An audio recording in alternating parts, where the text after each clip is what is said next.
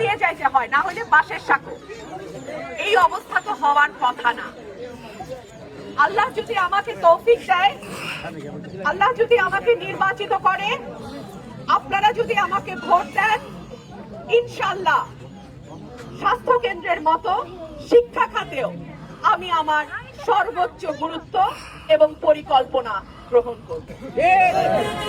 আমাদের তরুণ এবং নতুন প্রজন্মের যারা ভোটার, তাদের জন্য আমি বলি, শুধু বিসিএস যদি আমাদের একমাত্র লক্ষ্য হয়, তাহলে তো সকলের পক্ষে এই পরীক্ষায় পাশ করে সরকারি চাকরি পাওয়া সম্ভব না।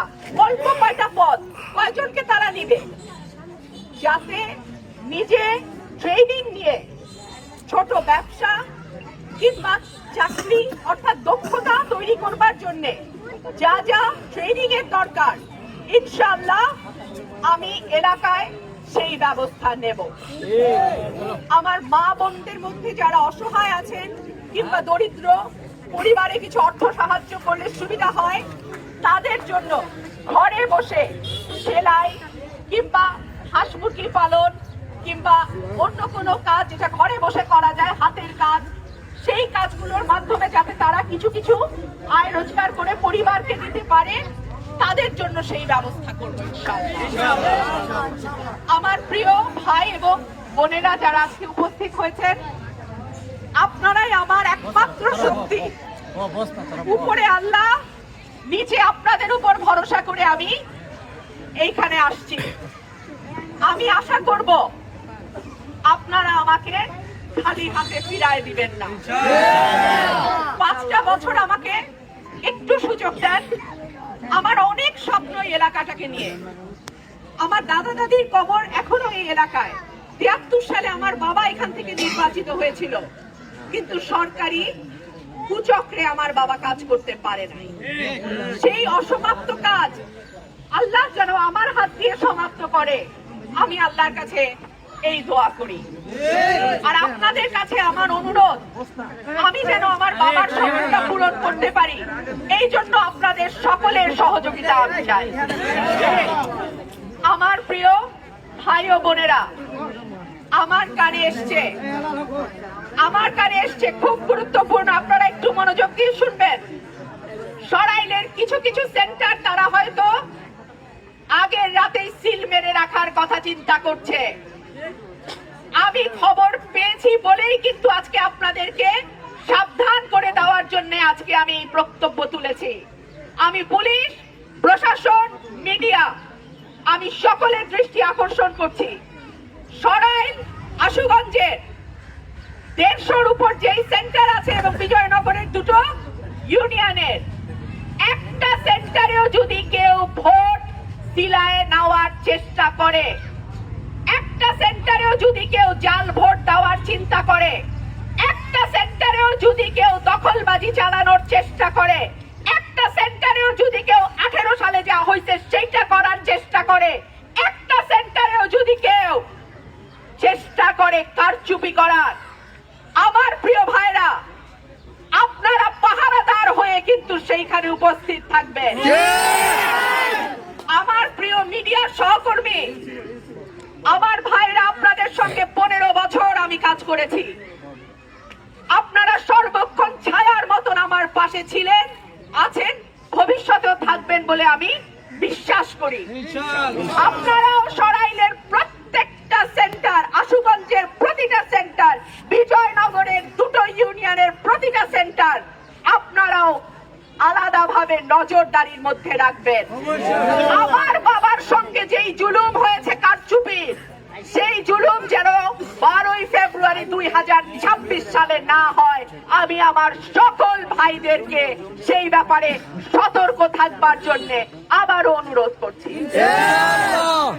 আপনারা যতক্ষণ আছেন আমার কোনো ভয় নাই। আপনারা যতক্ষণ আছেন, পৃথিবীর কোন শক্তি ইনশাআল্লাহ, আল্লাহর উপর ভরসা করে বলি, আমাকে থামাতে পরাজিত করতে পারবে না। আপনারা 12 তারিখ পর্যন্ত আমার যেই ভোটের আমানত সেইটাকে হেফাজত করেন। আগামী 5 বছর আপনার পরিবারের এলাকার আসনের দায়িত্ব আমি নিচ্ছি।